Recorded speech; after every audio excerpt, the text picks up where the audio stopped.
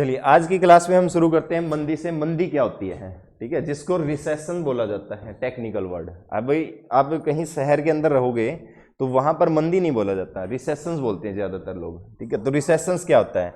वह स्थिति जिसके अंदर तरलता क्या है, अत्यधिक घट जाती है। तरलता क्या हो, अत्यधिक घट जाए। तरलता का मतलब मार्केट के अंदर नगद पैसा क्या हो जाए, कम हो जाए। नगद पैसा क्या हो जाए, कम हो जाए।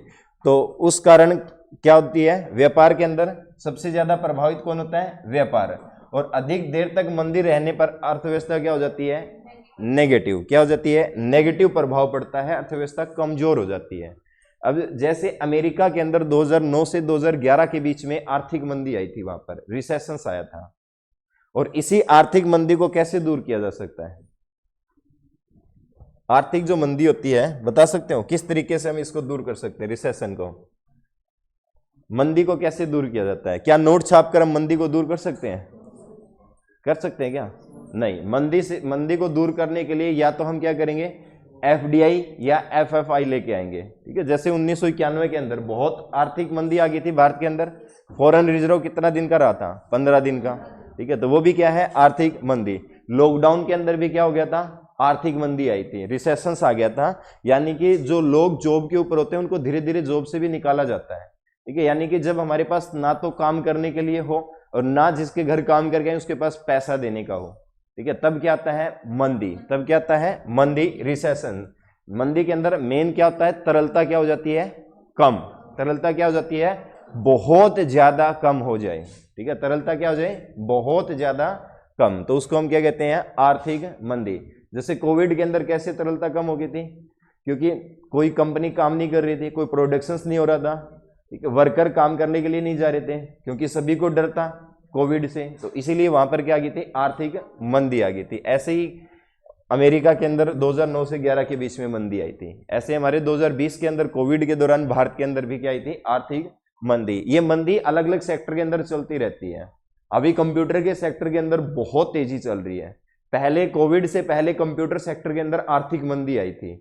यानी कि वहां पर क्या था कि वर्कर इतने ज्यादा थे बट काम नहीं था। कोविड ने क्या किया, लोगों को होमवर्क प्रोवाइड करवा दिया। घर बैठे कंप्यूटर के ऊपर आराम से काम करके कंपनी को प्रोडक्शंस करवा रहे थे, कंपनी का वर्क आराम से कर रहे थे। तो उसके बाद में धीरे धीरे लोगों ने नई नई टेक्नोलॉजी और विकसित कर दी घर बैठे। तो अब धीरे धीरे इसके अंदर क्या आ गई है, तेजी आ गई है। एक टाइम के लिए आर्थिक मंदी आती रहती है, ठीक है। एक होता है स्टैगफ्लेशन। क्या होता है, स्टैगफ्लेशन। स्टैगफ्लेशन को हम क्या कहते हैं हिंदी के अंदर, मुद्रास्फीति जनक मंदी। ये सबसे खतरनाक होती है मुद्रास्फीति, ठीक है। स्टैगफ्लेशन सबसे खतरनाक होती है। इसके अंदर क्या आती है, मुद्रास्फीति और मंदी दोनों एक साथ हो जाए तो क्या होता है, स्टैगफ्लेशन, ठीक है। मुद्रास्फीति क्या होती है, महंगाई, ठीक है। एक जगह मान लो महंगाई बढ़ जाए और एक जगह पैसे की वैल्यू कम हो जाए। जैसे भारत के अंदर लगाते हैं, अगर दक्षिण भारत के अंदर तो मान लो महंगाई बढ़ गई और उत्तर भारत के अंदर जो पैसे की वैल्यू है वो पैसे की वैल्यू क्या होगी, गिर गई या तरलता कम होगी वहां पर। तो इस समय सरकार क्या करेगी, सबसे बड़ी दिक्कत यही होती है। स्टैगफ्लेशन देश के लिए सबसे खतरनाक चीज होती है, स्टैगफ्लेशन, ठीक है। अब सरकार कुछ नहीं कर सकती इस मामले के अंदर, ठीक है। सरकार को अलग अलग क्षेत्र को देखकर यहां पर विकास करना पड़ता है फिर, ठीक है। अब इन्हीं स्टैगफ्लेशन, मुद्रास्फीति या मंदी के दौरान सरकार नोट छाप सकती है क्या, नहीं, ठीक है। नोट छाप सकती है क्या? 2020 जब कोविड आया था उस समय आर्थिक मंदी चल रही थी। तो आर्थिक मंदी के दौरान आंध्र प्रदेश के मुख्यमंत्री ने यह कहा था कि अभी भारत सरकार को हेलीकॉप्टर मनी छापना चाहिए, ठीक है। मार्केट के अंदर कौन सा मनी लेके आना चाहिए, हेलीकॉप्टर। अब हेलीकॉप्टर मनी कौन सा होता है, हेलीकॉप्टर से पैसे की बौछार कर दे, वो हेलीकॉप्टर मनी होता है? मंदी के दौरान जिस नोट की क्या की जाए, छपाई की जाए। जिस नोट की क्या की जाए, छपाई। उस छपाई के दौरान जो जितने भी नोट छापे जाते हैं उन सभी नोटों को हम क्या कहते हैं, हेलीकॉप्टर मनी। क्या कहा जाता है, हेलीकॉप्टर मनी। कौन सी मनी कहते हैं इनको, हम हेलीकॉप्टर मनी कहते हैं। अब वेनेजुएला ने यही काम किया था। वहां पर क्या हुआ था, तरलता कम हो गई थी, उन्होंने मनी छाप दिया, हेलीकॉप्टर मनी जिसको कहते हैं। तो हेलीकॉप्टर मनी छापने के बाद में वहां की अर्थव्यवस्था क्या हो गई थी, बिल्कुल गिर गई थी। तो अर्थव्यवस्था गिर जाती है हेलीकॉप्टर मनी की वजह से, ठीक है। तो हेलीकॉप्टर मनी उसी को कहते हैं। मंदी के दौरान जो नोट छापे जाते हैं उन नोटों को क्या कहा जाता है, हेलीकॉप्टर मनी। क्या कहा जाता है उनको? Helicopter money. तो ये दो चीजें होती है। स्टैगफ्लेशन क्या होता है? देश के एक हिस्से के अंदर क्या आ जाए? महंगाई, और एक हिस्से के अंदर क्या आ जाए? मुद्रास्फीति। क्या आ जाए? मुद्रास्फीति। यानी कि मंदी कब होता है? जब तरलता घट जाए। जब तरलता क्या हो जाए? घट जाए। जब तरलता घटेगी तो क्या आएगा? मंदी। क्या आएगा? मंदी। और महंगाई कब बढ़ेगी? जब मार्केट के अंदर तरलता बढ़ जाए। तो देश में एक जगह तरलता बढ़ गई और एक जगह क्या है? तरलता कम हो जाएगी। तो देश के क्या हो जाएगा? बैलेंस बिगड़ जाता है। इससे अर्थव्यवस्था क्या हो जाती है? खराब हो जाती है। ठीक है, तो ये था हमारे पास स्टैगफ्लेशन और रिसेशन। ठीक है, उसके बाद में एक होता है नोट का निर्गमन। नोट का निर्गमन कौन करता है? आरबीआई के मैंने कार्य बताए थे। आरबीआई अलग अलग कार्य करता है। मुद्रा का एक्सचेंज भी कौन करता है? आरबीआई। अंतरराष्ट्रीय संगठन पर भारत का प्रतिनिधित्व भी कौन करता है? आरबीआई। बैंकों का बैंक भी कौन है? आरबीआई। आरबीआई का एक और काम होता है नोट का निर्गमन। तो नोट का जो निर्गमन है, 1 रुपए के नोट पर कौन हस्ताक्षर करता है? कौन करता है? वित्त सचिव। कौन करता है? वित्त सचिव। अभी वर्तमान के अंदर वित्त सचिव कौन है? कौन है वर्तमान में? अच्छा, मैंने एक होमवर्क बोला था करके लेके आया तो नहीं आए होगे। लेके आए हो? कौन है 4 डिप्टी गवर्नर? स्वामीनाथन, जानकी और एम राजेश्वर दत्ता, एमडी पात्रा। हाँ, एमडी पात्रा, ठीक है। एक और रह गया, टी रविशंकर। ठीक है, टी रविशंकर। हाँ भाई, मंदी छाई हुई है, ये मुद्रास्फीति आ गई, रिसेशन चल रहा है जी। एक बार बोल लो मत पढ़ लिया करो भाई, कुछ नहीं रखा इन चीजों में। ठीक है, अभी कौन है? राजीव कुमार। ठीक है, अभी जो हमारे वित्त सचिव है भारत के अंदर, ये कौन है? राजीव कुमार। आईएएस अधिकारी होते हैं सबसे वरिष्ठ वित्त मंत्रालय के अंदर। ठीक है, अभी जो वित्त सचिव है ये कौन है? राजीव कुमार। राजीव कुमार 1 रुपए के नोट के ऊपर क्या करते हैं? हस्ताक्षर करते हैं। बट उससे ऊपर जो मूल्य के जो नोट होते हैं, 2, 3, 5, 10, 100, 200, 500, इसके ऊपर किसके हस्ताक्षर होते हैं? आरबीआई के गवर्नर। वर्तमान में आरबीआई का गवर्नर कौन है? कौन है? अरे वाह, तुम तो पढ़ते हो, मैं काम ही शक करता रहता हूँ। ठीक है, तो शक्तिकांत दास। ठीक है, वो कितने रुपए के नोट के ऊपर सिग्नेचर कर रहा है? अभी 2000 का बंद हो गया, उसके ऊपर किसके सिग्नेचर दे? शक्तिकांत दास। किसके दे? शक्तिकांत दास है ना, किसके दे? शक्तिकांत दास। अब आरबीआई जो नोट छापती है तो ये 2 प्रणालियों के तहत छापती है। एक को हम कहते हैं आरक्षित कोष प्रणाली, दूसरा होता है न्यूनतम आरक्षित कोष प्रणाली। इसको आरबीआई ने 1957 के अंदर अपनाया था। कब अपनाया था? 1957, 1957 के अंदर इसको अपनाया था आरबीआई ने। सबसे पहले जब आरबीआई गठन हुआ था, कब गठन हुआ था आरबीआई का? 1 अप्रैल 1935। किस समिति के तहत है? हिल्टन यंग आयोग, हिल्टन यंग समिति के तहत आरबीआई का क्या हुआ था? गठन हुआ था। और गठन होने के बाद में आरबीआई का राष्ट्रीयकरण कब किया गया था? कब किया गया था? 1949। याद रखना, इसको आगे भी हम पूछेंगे। तो नोट जारी करने के लिए आरबीआई जो आरक्षित कोष प्रणाली जो अपनाती है, इसके तहत आरबीआई को कितने करोड़ रुपए रखने पड़ते हैं? 400 करोड़ मूल्य। ठीक है, कितना? 400 करोड़। इतने की अमानत इसके पास होनी चाहिए, जिसके अंदर 215 जो करोड़ मूल्य का क्या होना चाहिए? या तो भारतीय रुपया या फिर क्या होना चाहिए? सोना। क्या होना चाहिए? सोना। ठीक है, जब भी आपको सेविंग करना हो तो कभी भी पैसे का सेव मत करना। ठीक है, उस पैसे को कन्वर्ट कर दो किसके अंदर? गोल्ड के अंदर, और सेव करो किसका? गोल्ड का। तो सबसे ज्यादा प्रॉफिट यही होता है गोल्ड का। अब जैसे मान लो जिसने पैसा का सेविंग कर रखा था, 2-2 हजार के सेविंग कर लिए, मान लो 1 बोरी भर ली है, अब 2000 के क्या कर दिए? बंद कर दिए, तो वो बोरी क्या होगी? 0, रद्दी के भाव बिकेगी। कबाड़ी वाला 10 रुपए देके जाएगा उसके, है ना। ठीक है, अगर उसी बोरी के अगर आपने सोना लिया होता हो, अगर उसका 1 किलो मान लो सोना आ गया, तो क्या उसकी कीमत गिरेगी? सोने की कीमत क्या होगी? बढ़ती जाएगी। तो बेटा हमें इकट्ठा किसको करना आगे से? अब सोना को। किसको इकट्ठा करना है? सोना को। झपट्टी मार के नहीं करना, कमा के करना है, ठीक है। तो सोना इकट्ठा करना चाहिए। तो आरबीआई ज्यादातर सोने के तौर पर ही रखता है चीजों को। और शेष जो बच गया 185 करोड़, ये कौन सा? फॉरेन मुद्रा, यानी कि डॉलर के तौर पर उनको अलग से रखना पड़ता है। कितना? 185 करोड़। धीरे धीरे आरबीआई ने इस प्रणाली को चेंज कर दिया, एक नई प्रणाली लेके आया जिसको क्या कहा जाता है? न्यूनतम आरक्षित प्रणाली। कौन सी? न्यूनतम आरक्षित कोष प्रणाली। इसके तहत क्या किया गया? जो ये अमाउंट थी, इस अमाउंट को चेंज कर दिया। कितना करोड़ कर दिया? 200। पहले कितना करोड़ था? 400। अब इस 200 करोड़ के अंदर भारतीय कितना? भारतीय करेंसी के अंदर जो रखेंगे वो कितना रखेंगे हम? 115 करोड़। और जो विदेशी है उसमें उसका कितना हो गया? 85 करोड़। विदेश का कितना? 85। यानी कि एज ए डॉलर या फिर यूरो किसी की भी फॉर्म के अंदर रख सकते हो। वो कितना होगा आपका? 85 करोड़। ठीक है। तो नोट छापने के लिए अभी पहले उसके पास कितना होना चाहिए? 200 करोड़। उसके बाद ही इस प्रणाली के तहत वो क्या कर सकता है? नोट छाप सकता है। अब भारत के अंदर जो सिक्के छापे जाते हैं, जहां पर सिक्के बनाए जाते हैं, उसको हम क्या कहते हैं? मिंट या टकसाल। क्या कहते हैं? मिंट या टकसाल। अच्छा, सिक्कों के अध्ययन करने को क्या कहा जाता है? क्या कहा जाता है? न्यूमिस्मेटिक। क्या कहा जाता है? न्यूमिस्मेटिक। सबसे पहले भारत के अंदर कौन सा सिक्का आया था? टेराकोटा। याद है क्या? सिंधु घाटी सभ्यता, टेराकोटा। एक बीच में चमड़े का भी सिक्का आया था ना? है? पहले तो अलग अलग आते थे। आजकल किसके आ रहे हैं? मेटल के। किसके आ रहे हैं? मेटल के सिक्के, है ना। एक और सिक्का भी आता है जो सीटी पास करने के बाद मिलता है? कौन सा? चांदी का। कौन सा सिक्का? चांदी का। तो सिक्का बनाने वाली जो मशीन होती है उसको क्या कहा जाता है? टकसाल। क्या कहा जाता है? टकसाल। या जहां पर सिक्के बनते हैं। तो भारत के अंदर अभी वर्तमान में कितने टकसाल है?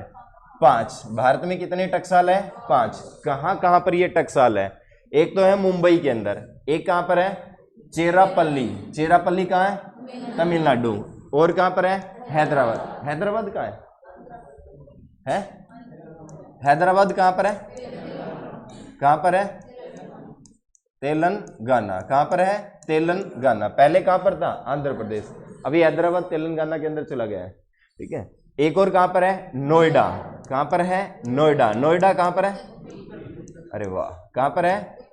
यूपी, उत्तर प्रदेश। नोएडा कहां पर है? उत्तर प्रदेश। सबसे आधुनिक यानी कि सबसे मॉडर्न जो है वो कौन सा है? नोएडा वाला। सबसे आधुनिक नोएडा। इसकी स्थापना कब हुई थी? 1989। और सबसे पुराना? मुंबई। सबसे पुराना मुंबई। कब? 1830। मुंबई वाला कब? 1830। इसके अंदर नया और पुराना ही पूछता है, या पूछ लेगा कितनी टकसाल है भारत के अंदर? कितनी है? 5। इन्हीं 500 जगह क्या बनाए जाते हैं? सिक्के, कॉइन्स। ठीक है, जिसको चिल्लर कहते हैं। ठीक है, 1-1 रुपए जो कॉइन्स होते हैं, ये सिक्के कौन बनाता है? टकसाल बनाती है। कौन बनाती है? टकसाल। ठीक है। अब जो कलकत्ता के अंदर जो ये टकसाल है, आपने देखा होगा, ये भारत रत्न या पद्मश्री जो अवार्ड होते हैं, ठीक है, तो ये जो आपका देखा होगा, भारत रत्न किसके जैसा होता है? पीपल के पत्ते जैसा ही होता है, ऐसा ही होता है कुछ, है ना। तो वो पीपल के पत्ते का जो वो बनाया जाता है, उसके भारत रत्न का जो साइज होता है, ठीक है, जो उसके अंदर चिन्ह दिया जाता है, वो जो चिन्ह है वो कहां पर बनता है? कलकत्ता टकसाल में। कहां पर बनता है ये? कलकत्ता की टकसाल के अंदर। सर ने स्ट्रेटेजी के में करवाया होगा आप लोगों को, भारत रत्न करवाया होगा। पहला भारत रत्न किसको मिला?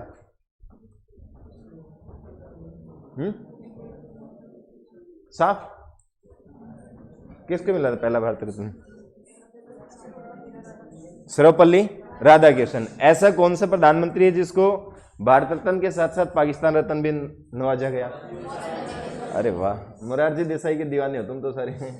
ठीक है, तो ये भारत रत्न और जितने भी पदक दिए जाते हैं या तगमा वगैरह जो दिए जाते हैं, ठीक है, जिसके अंदर आपका जो मेटल का होता है, ये सारे कहां पर बनते हैं? कलकत्ता की टकसाल में। कहां बनाए जाते हैं ये? कलकत्ता की टकसाल के अंदर। अब भारत के अंदर जो नोट छाप रहे हैं, है ना, नोट्स जहां पर छपते हैं उसको क्या कहते हैं? प्रेस। क्या कहते हैं? प्रेस, है ना। नोट खराब हो गया, प्रेस कर दो, सीधा हो जाएगा, है ना। तो ये वही प्रेस है। भारत के अंदर सबसे पहले प्रेस किन लोगों ने स्थापित की थी? पुर्तगालियों ने। कब? 1556। कहां पर? गोवा में। कहां पर? गोवा में। ठीक है, तो वहीं से ये प्रेस चलती आ रही है। तो जहां पर नोट छापे जाते हैं उसको हम कहते हैं प्रेस। और भारत के अंदर कुल कितनी प्रेस है? हर घर में नहीं है क्या? है? प्रेस कितनी है टोटल? 4। नोट छापने वाली प्रेस कितनी है? 4। वैसे तो प्रेस बतेरी है ना। एक प्रेस है देवास के अंदर और एक है नासिक के अंदर। ये दोनों प्रेस किसके अधीन आती है? केंद्र सरकार। 2 प्रेस तो आती है केंद्र सरकार के अधीन और 2 प्रेस आती है किसके अधीन? आरबीआई। आरबीआई के अधीन कौन कौन सी? एक हैदराबाद और एक शाहाबादी। कौन सी? शाहाबादी प्रेस किसके अधीन आती है? आरबीआई। और शाहाबादी प्रेस कहां पर है? कलकत्ता में। कहां पर है? कलकत्ता। अब कलकत्ता के अंदर देखो टकसाल भी और प्रेस भी है, अलग अलग है दोनों। ठीक है, कलकत्ता के अंदर टकसाल भी और प्रेस भी है।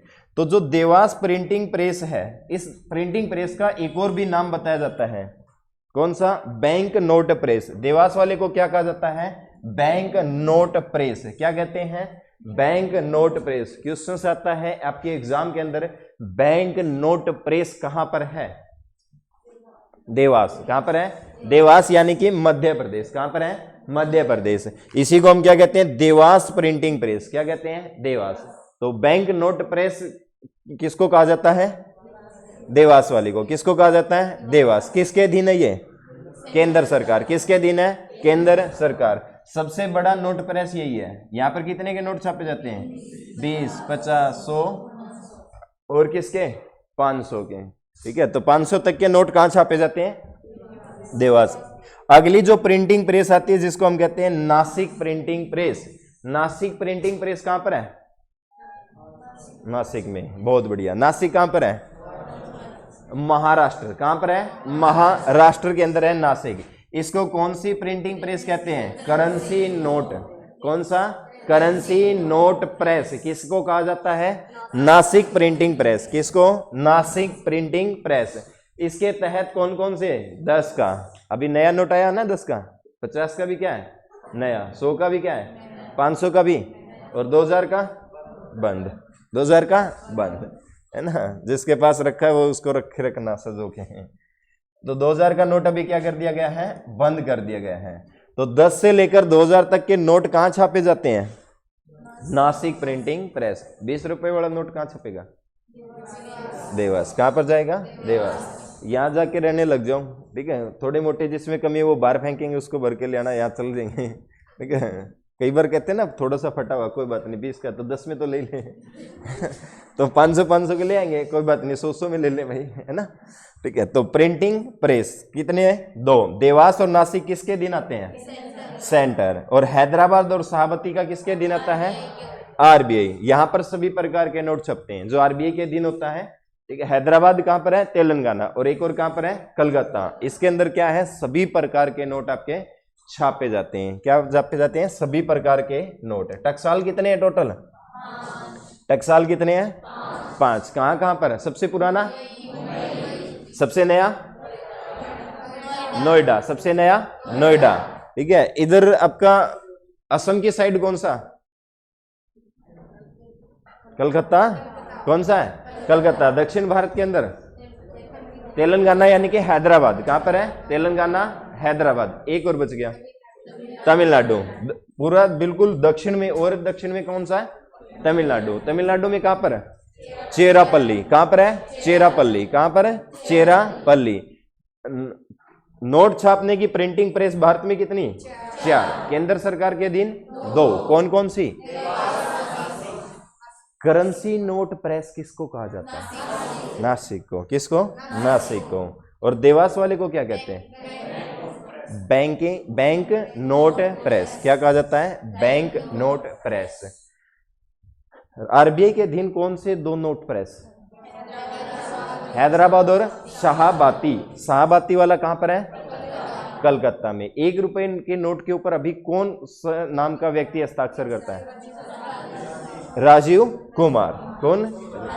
राजीव। हाँ जी, क्या है?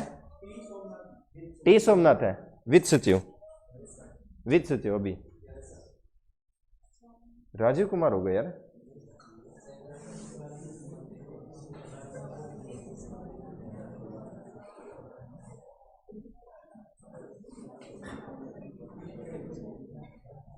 हाँ अभी चेंज हो गया भाई, ठीक है। 2023 में चेंज हो गया था, पहले इससे पहले वही थे राजीव कुमार। अभी कौन है? टीवी सोमनाथन। इसको सही कर लेते हैं भाई, कौन है ये? टीवी सोमनाथन।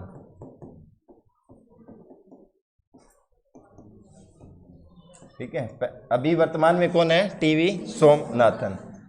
100 रुपए के नोट पे कौन हस्ताक्षर करेगा? कौन करेगा? ठीक है, चलो ये तो हो गया हमारे यहाँ पर किस तरीके से नोट वगैरह छपते, कहाँ कहाँ छपते, कहाँ कहाँ कोइंस आपके टकसाल के अंदर बनाए जाते हैं। ठीक है, अब हमें करना है बैंक अकाउंट। ठीक है, अब तुम्हारा खाता खोलते हैं बैंक के अंदर। ठीक है, पैसा लेके आयो ना है? कोई बात नहीं, जीरो बैलेंस पे खोल देंगे, कभी तो डालोगे। चलिए बैंक अकाउंट के बारे में हम यहां पर बात करते हैं।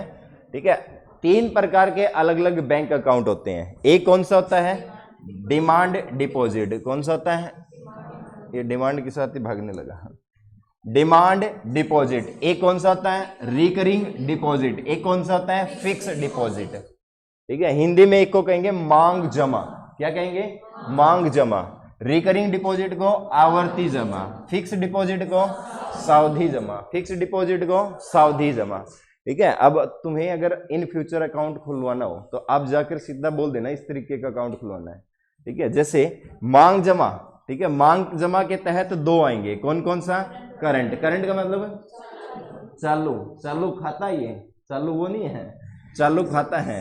और कौन सा है? सेविंग, बचत खाता। कौन सा? बचत खाता। तो 2 प्रकार के डिपॉजिट होते हैं मांग वाले। एक कौन सा? करंट का, और एक कौन सा होता है? सेविंग। एक करंट और दूसरा सेविंग। अब करंट और सेविंग ये क्या होते हैं? मांग डिपॉजिट के अंदर आप कभी भी पैसा निकाल सकते हो और कभी भी पैसा जमा कर सकते हो। ठीक है, जैसे आपका अकाउंट है। ठीक है, आप अगर मान लो यूपीआई से पेमेंट करते हो तो कभी कर सकते हो ना, कोई आपके खाते में कर सकता है या आप किसी के खाते में कर सकते हो, कर सकते हो ना। ऐसा तो नहीं है कि हाँ भाई दिन में एक ही बार होएगा, किसी टाइम कर लेना, ऐसा होता है? नहीं होता ना। तो इसके अंदर से कभी भी आप पैसा जमा कर सकते हो और कभी भी पैसा निकाल सकते हो। तो चालू खाता किन के लिए होता है? बिजनेस के लिए। किसके लिए होता है? बिजनेस, यानी कि जिसके अंदर अधिकतम लेन देन हो। ठीक है, क्या हो?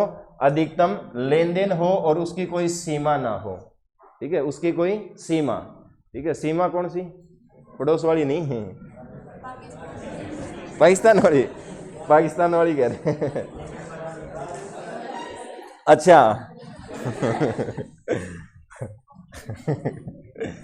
सर बुरा मान जाएंगे भाई, ज्यादा नहीं। क्या करते हैं? ठीक है, दिल पे बात लेके ना फिर दिक्कत हो जाएगी, फिर कौन पढ़ाएगा तुम्हें है?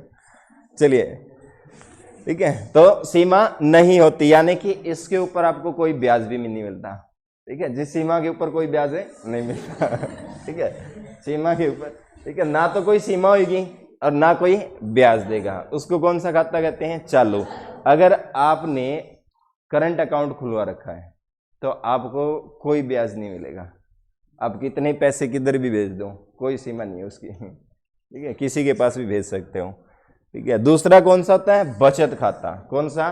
बचत, यानी कि छोटे मोटे बचत के लिए। गरीबों की आवाज आ गई। छोटे मोटे बचत के लिए। ठीक है, या फिर जहां अधिक धन नहीं रख सकते।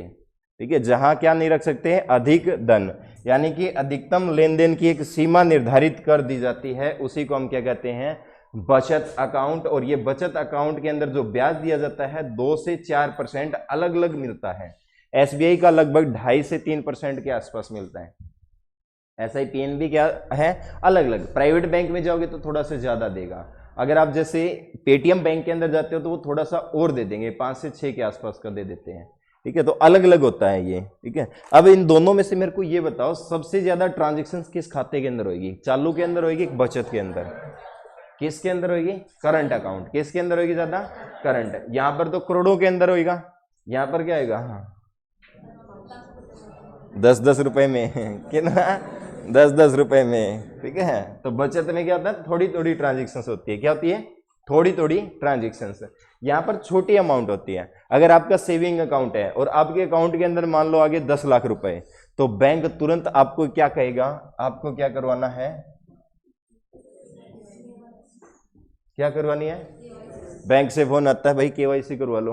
आता है कि नहीं आता है? जब पैसे निकलवाने जाते हो तो कहते हैं कि ना पहले केवाईसी करो, उसके बाद हम पैसे निकाल के देंगे। हुआ है किसके साथ ऐसा? कॉल आती है, घर वालों से पूछ के देखना। केवाईसी, केवाईसी क्या होता है? Know your customer. Know your customer क्या होता है? Know your customer. केवाईसी क्या होता है? Know your customer. अपने ग्राहक को जानो। 10 लाख कहां से आए, है ना? ठीक है, तो नो यूर कस्टमर के तहत आपसे 2 आईडी ली जाती है, एक आपका आधार कार्ड और एक आपका पैन कार्ड। ठीक है, अगर आपके पास पैन कार्ड नहीं है तो वो कहेंगे तुरंत पैन कार्ड बनवा के लेके आओ, उसके बाद में हम केवाईसी करेंगे और उसके बाद में हम अकाउंट से पैसा निकाल के देते हैं। ठीक है, तो ये होता है आपका केवाईसी।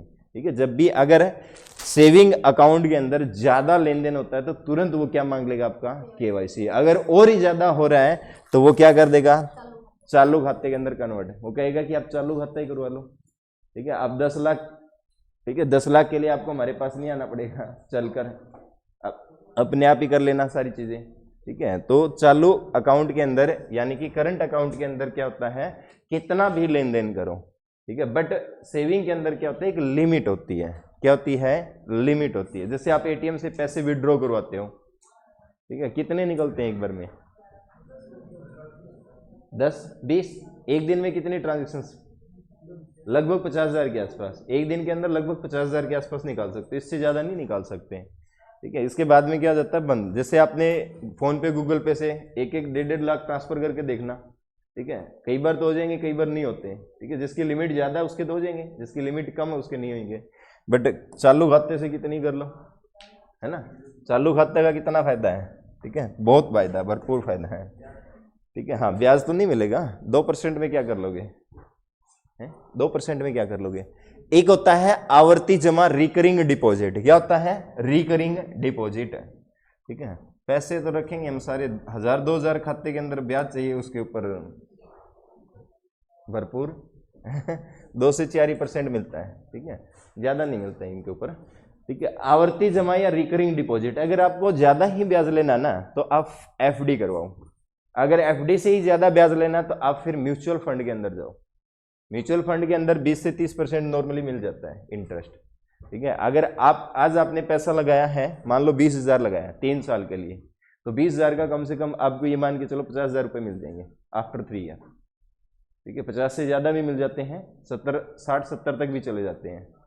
ठीक है, तो वहाँ पर इंटरेस्ट ज़्यादा मिलता है, वहाँ पर थोड़ा सा रिस्क रहता है म्यूचुअल फंड के अंदर। यहाँ पर हल्का सा भी रिस्क नहीं रहेगा। ठीक है, अब देखते हैं इसको, पहले इसी को पढ़ते हैं। फिक्स्ड डिपॉजिट क्या होता है? एक निश्चित धन एक निश्चित समय के लिए एक ही बार में जमा करवाना बैंक के अंदर, उसको हम क्या कहते हैं? एफडी। ठीक है, उसको हम क्या कहते हैं? एफडी। जैसे आपने कई बार नाटकों के अंदर, सीरियल के अंदर या फिल्मों के अंदर सुना होगा, एफडी तो डुआनी पड़ेगी लड़की की शादी करने के लिए है? बच्चे को नौकरी लगवाना है, एफडी तो डुआ लेते हैं, पैसे देके नौकरी लगवा देंगे, है ना? एफडी वही होती है। एफडी में क्या होता है? एक ही बार के अंदर आप पूरा पैसा किसको दे दो? बैंक को, और फिर बैंक कहेगा हम तो इसके ऊपर ब्याज देंगे आपको कितना? 10% तो ज्यादा ही बोल दिया ये 7 से 9% के आसपास रहता है। ठीक है, लगभग ये 6 से 7 ही रहता है, ज्यादातर 6% ही रहता है। अगर आप 1 साल के लिए करवाते हो तो लगभग 6%, ज्यादा 3 साल के लिए या 7 साल के करवाओगे तो थोड़ा सा और कम मिलता है। ठीक है, 1 साल के लिए थोड़ा सा ज्यादा देते हैं। ठीक है, तो एक निश्चित धन एक ही बार के अंदर जो जमा करवा दे बैंक के अंदर, और वो कम से कम या तो 7 दिन या 10 साल तक। ठीक है, 7 दिन से लेकर 10 साल तक आप जमा करवा सकते हो। ठीक है, जैसे मान लो आपके पास 1 करोड़ आ गया, ठीक है, आप उसकी एफडी करवा लो, तो आप उसकी 7 दिन की भी एफडी करवा सकते हो, 5 साल की भी करवा सकते हो, 7 साल की भी करवा सकते हो, बट उससे पहले आप पैसा नहीं निकलवा सकते। जितने दिन की एफडी हुई है उसके बाद में, अगर बीच में आपने एफडी तोड़वाई तो आपको इंटरेस्ट नहीं दिया जाता फिर। ठीक है, तो हाँ जी, हाँ, कम देते हैं। वो डिपेंड करता है बैंक के ऊपर और ग्राहक के ऊपर, ग्राहक कितना लॉयल है। ठीक है, अब आप जमा करवाओ 10,000 5 साल की एफडी कराओ, 1 महीने बाद पैसा निकलवा लो, तो थोड़ी ब्याज देगा तुम्हें। ठीक है, वो डिपेंड बैंक के ऊपर करता है। ठीक है, ये बैंक के अधिकार होते हैं इसके अंदर। तो एफडी के अंदर क्या होता है, एक ही बार के अंदर धन जमा करवा लिया जाता है। आवर्ती जमा यानी कि रिकरिंग डिपॉजिट के अंदर क्या होता है, एक निश्चित धनराशि निश्चित समय के अंतराल के बाद जमा किया जाता है, यानी कि इसके अंदर किस्तें बना दी जाती है। बैंक के अंदर क्या बना दी जाती है, किस्तें, और फिर उसके ऊपर आपको लगभग कितना 6% के आसपास ब्याज मिलता है। एफडी के अंदर ज्यादा मिलता है, रिकरिंग डिजिट आरडी के अंदर ब्याज कम मिलता है। अब जैसे मान लो आपको पैसा सेव करना है तो ये बहुत बढ़िया चीज है रिकरिंग डिपॉजिट। अब हजार जैसे आपकी नौकरी लग जाएगी ना, तो नौकरी लगने के बाद में या तो आप रिकरिंग डिपॉजिट, अगर एकदम से भरपूर पैसा आपके पास आया तो क्या करवा लेना, एफडी। ठीक है, तो ये जब भी आपको मुसीबत आती है तो उस समय ये पैसा आपके काम आता है। ठीक है, जब भी मान लो अचानक से कोई भी घटना घट सकती है, जिंदगी है, उतार चढ़ाव तो चलते रहेंगे, तो उस समय हमारे पास अगर पैसा ना हो तो किसी से मांगने से अच्छा है कि हमारे पास पहले से ही क्या होनी चाहिए, सेविंग। तो ये सेविंग उस समय काम आती है। तो इसीलिए सेविंग के लिए सरकार ने अलग अलग योजनाएं शुरू की हुई है। एक तो एफडी हम जमा कराएंगे, इधर बैंक इसको यूज कर लेगा, जब हमें जरूरत होगी तो बैंक दे देगा विद ब्याज। ऐसा ही इसके अंदर डिपॉजिट के अंदर होता है, जैसे सैलरी आएगी हर महीना 2-2 हज़ार रुपये कटने दो, रिकरिंग डिपॉजिट चलता जाएगा 6% का ब्याज। अगर इसमें नहीं करना चाहते तो आगे हम पढ़ेंगे शेयर मार्केट, उसके अंदर म्यूचुअल फंड आता है। म्यूचुअल फंड के अंदर एसआईपी होता है आपका, मंथली इंस्टॉलमेंट आप देते चलो, उसके अंदर आपको इससे ज्यादा ब्याज मिलता है। वहां पर थोड़ा सा रिस्क भी रहता है। ठीक है, मान लो आपने 1 लाख रुपए लगा दिए, अगले दिन वो 50,000 हो गए, है ना, अटैक भी आ सकता है उधर। ठीक है, थोड़ा सा रिस्क रहता है, इससे थोड़ा सा रिस्क है। ठीक है, बट उससे और ज्यादा रिस्क होता है तो शेयर मार्केट में चले जाओ, उधर और ही ज्यादा है, उधर एक दिन में कंगाल, एक दिन में करोड़पति। ठीक है उधर। ठीक है, म्यूचुअल फंड में ठीक ठाक है, लगभग 20 से 30% का इंटरेस्ट मिल जाता है म्यूचुअल फंड के अंदर, 20 से 30% के आसपास। आया अकाउंट के बारे में पता लगा, क्या होते हैं अकाउंट, कितने टाइप के, 3। पहला डिपॉजिट के अंदर कितने, 2। कौन कौन सा, करंट और सेविंग। कौन कौन सा, करंट और सेविंग। तुम पैसे वाली बात को जो पढ़ते हो ना, बहुत पूरा मन लगा के पढ़ते हो, क्या बात है। ये इन फ्यूचर काम आने वाली चीजें हैं तुम्हारे। ठीक है, आगे जाकर जैसे शादी होगी, ठीक है, अब लड़का लड़की मान लो 2 संतान है, ठीक है, दोनों की एफडी करवा दो 1-1 लाख रुपए की, जाओ करो, तुम मौज करो भाई, बताओ मत उनको, है नहीं तो 16-17 की उम्र में आके एफडी तोड़वा देंगे, पता ही नहीं लगेगा कहाँ गई। बाद में तुम शादी के समय जाओगे कागज पत्थर लेकर बैंक के अंदर, भाई एफडी दियो, कहाँ की इसकी एफडी। ठीक है, तो ये बहुत काम की चीजें होती हैं सेविंग के तौर पर, एफडी और आरडी। ठीक है, चलिए, ऐसा कौन सा अकाउंट होता है जिसके ऊपर ब्याज नहीं मिलता, कौन सा, करंट अकाउंट। किसके ऊपर ब्याज नहीं मिलता, करंट अकाउंट के ऊपर हमें ब्याज नहीं मिलता। जो बैंक होते हैं ये अलग अलग प्रकार के बैंक होते हैं। पहले हमने खाते के बारे में पढ़ लिया, अब हम बैंक के बारे में जान लेते हैं कौन कौन से बैंक होते हैं। एक होता है नॉन शेड्यूल बैंक। कौन सा होता है, नॉन शेड्यूल। ठीक है, गैर अक्षेत्रीय बैंक इसको कहते हैं, एक को हम कहते हैं शेड्यूल, अक्षेत्रीय बैंक। ठीक है, अक्षेत्रीय, अनुसूचित, गैर अनुसूचित बैंक और ये अनुसूचित बैंक होते हैं। गैर अनुसूचित वो जो आरबीआई के जो नियम है उनके तहत नहीं है। ठीक है, यानी कि जो कंडीशंस आरबीआई की पूरी नहीं करता, 1935 का एक्ट है, उस एक्ट के तहत जो कंडीशंस है वो पूरी नहीं कर रहा, वो किसके अंदर आएगा, नॉन शेड्यूल। यानी कि ये होते हैं छोटे छोटे बैंक। ठीक है, कुछ ही जगह है, ठीक है, 4-5 ही राज्यों के अंदर है भारत के अंदर, और कहीं नहीं है नॉन शेड्यूल बैंक। ठीक है, बिल्कुल छोटे बैंक होते हैं जिनके पास पैसा कम होता हो। ठीक है, वो नॉन शेड्यूल। शेड्यूल बैंक कितने अलग अलग, एक कौन सा होता है, कॉमर्शियल बैंक, और एक और कौन सा होता है, कोऑपरेटिव। कोऑपरेटिव आपके 2, एक तो अर्बन के अंदर, अर्बन का मतलब शहरी क्षेत्र, रूरल ग्रामीण जहां हम रहते हैं। ठीक है, हमारे गांव के अंदर बैंक होंगे है कि नहीं है, ग्रामीण बैंक नहीं होते गांव के अंदर, होते कि नहीं होते, किस किस के गांव के अंदर है क्या नाम है, कौन सा बैंक है। ठीक है, अर्बन और रूरल दोनों कोऑपरेटिव बैंक होते हैं। ठीक है, एक इधर कॉमर्शियल बैंक कौन से होते हैं, जो केवल किसके लिए होते हैं, प्रॉफिट, जो केवल लाभ कमाने के माध्यम से खोले जाते हैं, केवल लाभ कमाने के माध्यम से। प्रॉफिट कमाने वाले बैंक कौन से होते हैं, कॉमर्शियल। एक तो फॉरेन, विदेश के अंदर बैंक होंगे, जैसे हमारे एसबीआई बैंक है, विदेशों के अंदर भी एसबीआई की शाखा है। ठीक है, पीएनबी की विदेशों के अंदर भी शाखाएं हैं। एक बैंक होता है कौन सा, प्राइवेट, निजी बैंक है, ठीक है। निजी बैंक आपने देखा होगा बुन्ना के अंदर, HDFC, ICICI। शुरुआत में जब ये मार्केट के अंदर आए थे तो ये बोले कि 10 से 50 हजार के कम से कम अमाउंट होनी चाहिए खाते के अंदर, ठीक है। आजकल तो जीरो अकाउंट पे भी खोल रहे हैं, ठीक है। तो वो क्या कर रहे हैं, प्रॉफिट कमा रहे हैं। आपकी मिनिमम, जैसे अभी पीछे सरकार ने डिसाइड कर दिया कि 1,000 रुपये आपके खाते के अंदर होने चाहिए, अगर नहीं होगे तो आपके ऊपर पेनल्टी लगती है। ऐसे इनके HDFC की लिमिट ज़्यादा थी, ठीक है। 31 तारीख जब होती है महीने की लास्ट, उस दिन आपके अकाउंट के अंदर पैसा होना चाहिए, अगर नहीं होगा तो आपके ऊपर पेनल्टी लगता है, ठीक है। तो प्राइवेट के अंदर ये पेनल्टी थोड़ी सी ज़्यादा रख दी। एक होता है RRB, रीजनल रूरल बैंक, ठीक है। कौन सा होता है, रीजनल रूरल बैंक, यानी कि ग्रामीण क्षेत्र को आगे बढ़ाने के लिए इन बैंकों की शुरुआत की गई थी। आगे हम डिटेल से पढ़ेंगे इनको। एक होता है पब्लिक सेक्टर, पब्लिक सार्वजनिक क्षेत्र के अंदर कौन कौन सा आएगा, SBI, state bank of India, है ना, कौन सा, स्टेट बैंक ऑफ इंडिया। एक IDBI और एक कौन से है, नेशनल बैंक। वर्तमान में नेशनल बैंकों की संख्या कितनी है, राष्ट्रीयकृत बैंक कितने हैं वर्तमान के अंदर, कितने हैं, 12। कितने हैं वर्तमान में, 12 राष्ट्रीयकृत बैंक हैं। कितने बैंक हैं, 12।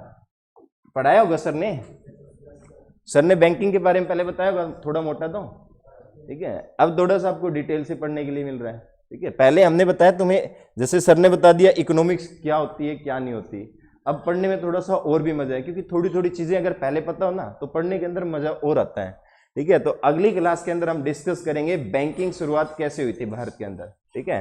तो बैंकिंग के इतिहास के बारे में जानेंगे अगली क्लास में। आज इतना ही रखते हैं भाई।